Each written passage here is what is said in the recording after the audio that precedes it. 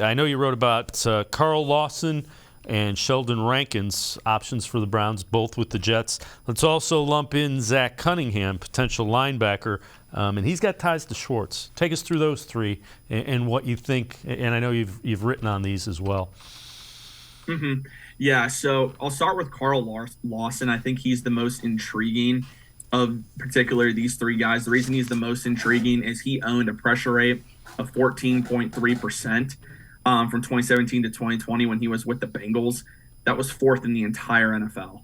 The Browns were looking for a defensive end at the end of the 2020 season. In that free agency period, Lawson ended up costing too much. It's similar with Hendrickson. The reason the Browns didn't go out, spend a ton of money that free agency, defensive ends were really at a premium as far as their price points, and the Browns didn't enter it.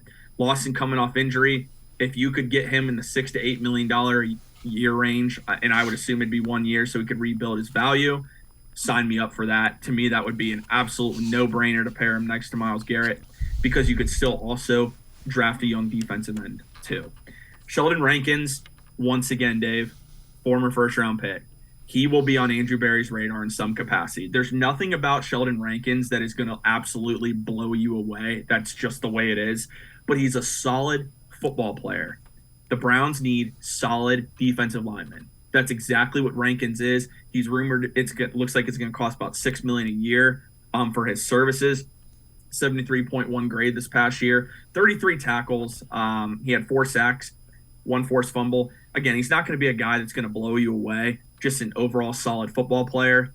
I would love him as an option. I think him anchoring that line, you could still bring in another guy on the cheap, draft another guy, but they need veteran leadership at the defensive tackle position. And finally, Zach Cunningham. Zach Cunningham is someone that I don't think a lot of Browns fans are going to necessarily want. The main reason I connect him to us is the Schwartz connection. Now, only 15 solo tackles last year. He battled a lot of injury throughout the course of last year. In the last couple of years, he really has. He's actually played the same amount of games, though, as Jacob Phillips in that time frame. So just something to keep in mind there. He's still at a relatively young age, 28 years old, 6'3", 230 pounds.